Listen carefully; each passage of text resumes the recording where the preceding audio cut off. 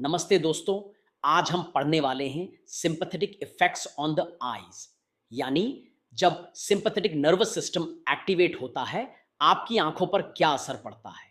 Imagine करो, आप जंगल में हो और आप डर रहे हो सोच सोच कर कि अगर कोई एनिमल आप पर अटैक कर दे तो क्या होगा।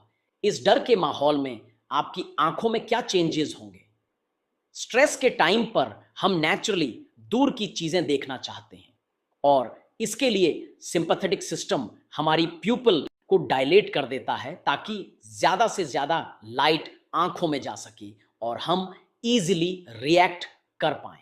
अब प्यूपिल को कंट्रोल करते हैं आइरिस की दो मसल्स, स्फिंक्टर प्यूपिले मसल जो प्यूपिल को कॉन्स्ट्रिक्ट करती है और डायलेटर प्यूपिले मसल जो प्यूपिल को डायलेट करती है। सिंपैथेटिक सिस्टम इनमें से सिर्फ डायलेटर प्यूपिले मसल को रेगुलेट करता है। इस मसल पर होते हैं अल्फा 1 एड्रेनर्जिक रिसेप्टर्स। जब ये एक्टिवेट होते हैं, डायलेटर प्यूपिले कॉन्ट्रैक्ट होती है और जैसे जैसे ये कॉन्ट्रैक्ट होती है वैसे वैसे प्यूपिल का साइज बढ़ जाता है।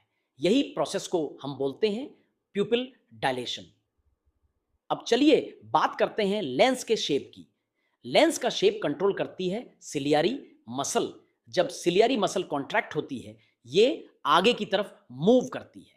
इससे सस्पेंसरी लिगामेंट्स लूज हो जाते हैं और लेंस मोटा हो जाता है, एक ग्लोब्यूलर शेप ले लेता है। ये हमें नियर ऑब्जेक्ट्स देखने में मदद करता है। लेकिन जब सिंपैथेटिक सिस्टम एक्टिवेट होता है तो सिलियरी मसल रिलैक्स करती है। रिलैक्स करते ही ये पीछे की तरफ मूव करती है और सस्पेंसरी लिगामेंट्स टाइट हो जाते हैं। रिजल्ट, लेंस फ्लैट और थिन हो जाता है और ये डिस्टेंट विजन के लिए परफेक्ट है।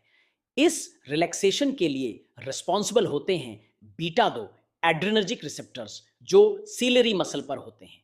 उनकी एक्टिवेशन मसल को रिलैक्स करती है और लेंस का शेप चेंज होकर हमें दूर की चीजें क्लियर दिखाई देती हैं। और याद रखिए, लेंस की शेप का ये जो एडजस्टमेंट रिक्वायरमेंट के हिसाब से होता है उसे हम बोलते हैं। नहीं नहीं नहीं, ये मैं नहीं बताऊंगा, ये आप बताइए कमेंट करके। तो दोस्तों, जब भी आपका बॉडी स्ट्रेस मोड में होता है, आपकी आंखें एक्टिवली एनवायरनमेंट को स्कैन करने लगती हैं और डिस्टेंट विजन के लिए एडजस्ट करती हैं। अगर आपको ये वीडियो पसंद आया तो लाइक और सब्सक्राइब करना मत भूलना।